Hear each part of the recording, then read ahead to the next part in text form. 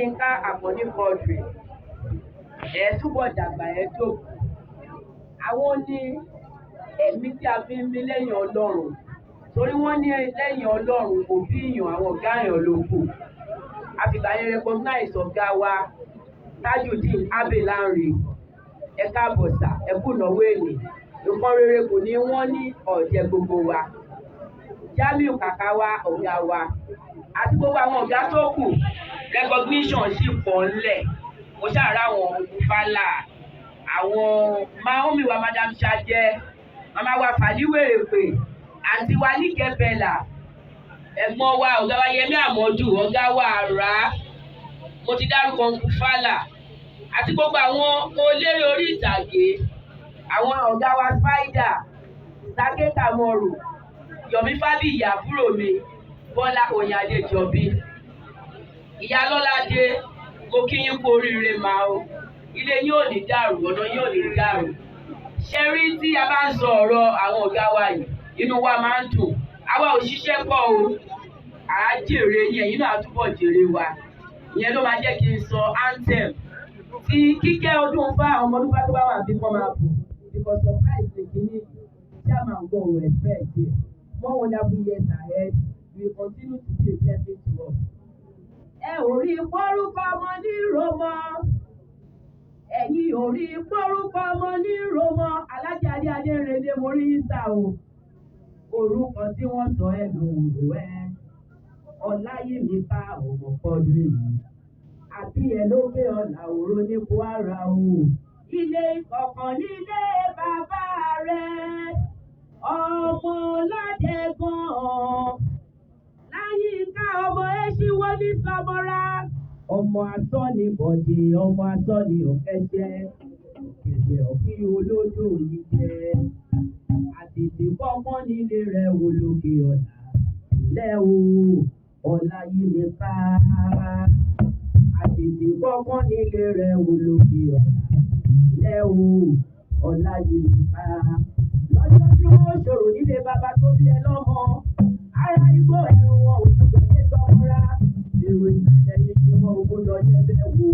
òkèrè kékeré bẹ́ẹ̀ ni òkèrè kékeré lára igbó ìmọ̀lẹ̀ gbé ń wòrán bàbá tó bí ẹ lọ́mọ Ọláyímíkà ọmọ ilé tó kọ́ fún bí ẹ dé Sọmọra òkè ọ̀là òró ilé bàbá rẹ̀ ọmọ Ládẹ́gàn ọmọ Èṣìwọ́ ní Sọmọra ọmọ asọ́ni ọ̀dì ọmọ asọ́ni ọ̀kẹ́jẹ́ ọ̀kẹ́jẹ́ òkí olódò ìkẹ́ àti kọ́kọ́ nílé rẹ̀ olókè ọ̀la lẹ́wọ̀ Ọláyímíkà àti kọ́kọ́ nílé rẹ̀ olókè ọ̀la lẹ́wọ̀ Ọláyímíkà.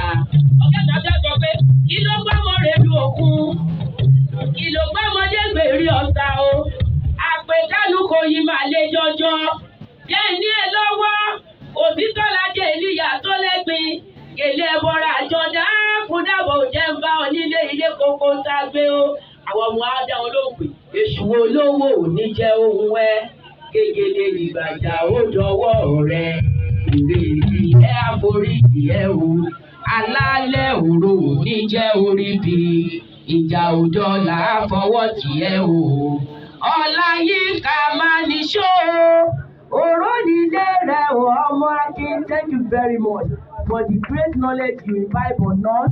You will continue to be a blessing to us. You will continue to be a blessing to you. Our great mentor, our father, a theatre titan, a music composer, an administrator par excellence. Love you. You will continue to live long. You will continue to be a blessing to us. Àwa náà àtúbọ̀ dàgbà àṣírí lójú yín. It's not a joke, Daddy. Àgbà King of Oro Kingdom. Thank you, sir. Gbogbo oríire. Ìbẹ̀rẹ̀ lélẹ́yìí o. A ò tí ì jẹ kankan nínú ọlá tí Ọlọ́run ti sílẹ̀ fún wa. Kì í ṣe àwa nìkan náà. Òun náà bó ṣe wà yìí gbogbo àná lọ́dọ̀ tó ń gbàdúrà fún. Ẹni tí oríire bá ti kàn rẹ̀ ó ti kàn náà nìyẹn. Gbogbo èyí tí ẹ jẹ́ kọ̀lí tiwa tá a jọ wà ń bí lónìí mo kí oríire. nítorí pé Ọlọ́run ló mọ̀ dá wa sí láti lè wá ń bì lónìí ká witness oríire yìí bí inú tèmi ṣe wá ń dùn yìí lónìí dípò oríire kan ọ̀rẹ́ mi oríire adébẹ̀ mi náà láṣẹ Èdùmàrè àwọn ọmọ wa gbé tó lé yìí wá gbé sínú ayé wa I congratulate him and his family lákọ̀ọ́rọ̀ wọn bá wàá gbogbo ní gbogbo ti gbó wàá gbogbo ní gbogbo ti gbogbo wàá fọwọ́ pẹ̀lú wàá pẹ̀lú ìjọbi wàá gbé bí àgbà kan tó kó títí tó kó oṣù olè sọ́run láṣẹ Olódùmarè ọba mi àní fi wá aṣàwátì o I thank you all. Please let's put your hands together for our daddy. Next to be coming on to talk about our daddy is Alhaji